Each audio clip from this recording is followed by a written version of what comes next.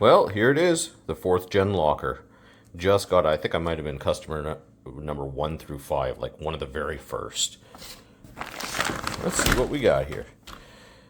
This is the device that does the magic. Here's our plug-in harnesses. And obviously the best part of it, stickers. Look at that. Some nice stickers. Zip ties, the switch, everything is here.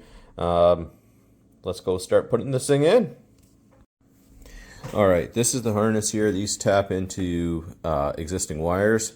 This goes into the module. These all tap into existing wires, and it's pretty straightforward on how they want it done. Here's the one that goes into the existing locker switch, your ground, your fuse, and the blue-black for the LED. And that's about it. Now I'm going to show you how to fish it all through.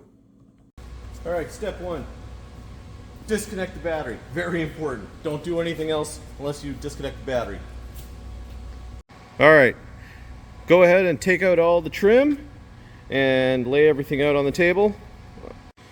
So inside the truck, I've removed all the paneling, moved all the computers and everything, and this is the body control module up here we have to get at. So I'm going to go pull that out now. Okay, pardon the light here, but behind here I've gone ahead and hooked up all the piggyback harness. I've brought it to the top up here, and then these wires are going to go to the other side for power and the switching. So that's it. Now I'm just going to start reassembling everything here. Everything else is tucked out of the way, zip tied. Sorry, it's not the best. I didn't really get any pictures of me tying in a harness. It's really hard to get a camera over here. This is fucking retarded. But anyways, that's that. I'm just going to start bolting it back up, and we'll get going from here.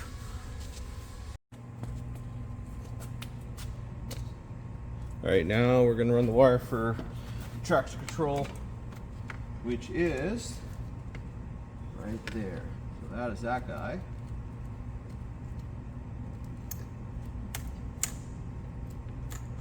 All we got to do on that one there is feed that guy into there, jumper it, and we also have to hook this one up here too. So I'm going to quickly strap these guys in. As you can see, my beautiful wiring here for the auxiliary switches is here too.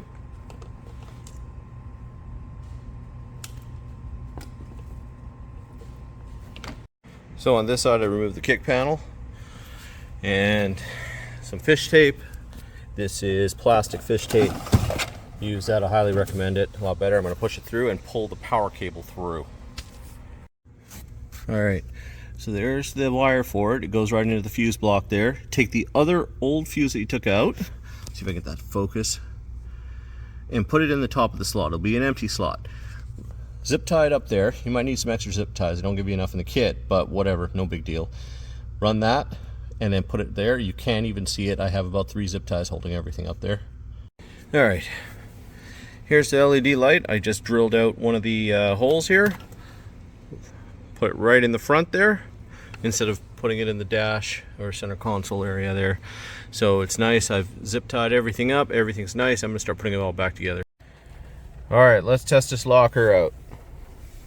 Let's go hit this for 3 to 4 seconds. And you'll hear a click from the module and the traction control will go off.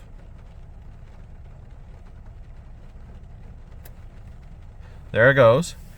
Now that says off. Everything's off. The LED right here is still off. So to engage it, I just turn the vehicle to the right slightly.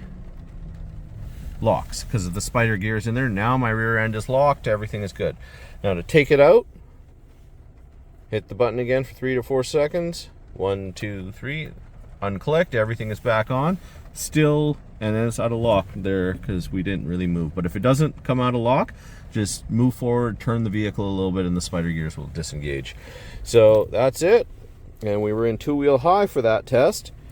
And it's a manual transmission, so it works with the manual.